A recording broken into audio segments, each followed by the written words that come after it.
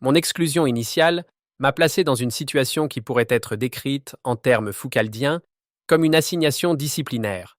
Être désigné comme corps, à surveiller, à normaliser, à neutraliser. Pourtant, cette exclusion a produit un effet inattendu, ce que j'appelle une immunité autoproduite. Cette immunité n'est pas institutionnelle, elle n'a pas été octroyée par un droit positif. Elle est performative et stratégique.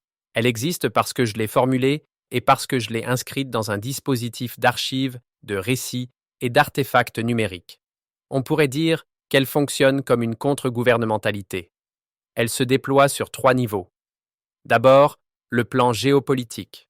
Mon existence individuelle est surcodée par la figure de l'espion chinois, tel que l'appareil sécuritaire suisse l'a produite. En ce sens, je porte, malgré moi, l'ombre de ce que j'appelle l'impérium et la pax sinica. Mon cas ne peut plus être pensé comme purement local. Ensuite, le plan éthique. Ce que Hegel aurait appelé la sinicité, j'en ai fait une éthicité.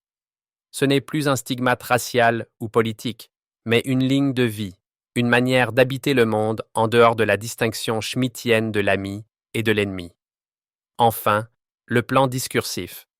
J'ai cadré d'avance toutes les réactions possibles de l'État, que ce soit le silence, la pathologisation, la censure ou la criminalisation. Chacune de ces réactions confirme mon diagnostic plutôt qu'elle ne le réfute. On pourrait dire, avec Agamben, que j'ai renversé la logique de la zone d'exception. Normalement, c'est l'État qui place un individu dans une zone de suspension du droit. Ici, c'est moi qui ai retourné cette zone en une forme d'immunité. Je suis devenu indénonçable. En termes deleuziens, il s'agit d'une ligne de fuite qui n'est pas fuite hors du réel, mais production de réalité. C'est une machine de guerre douce.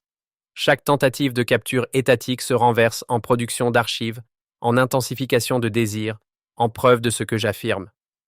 Être fugitif, pour moi, signifie cela. Transformer une exclusion initiale en puissance, une fragilité en protection, un stigmate en éthique.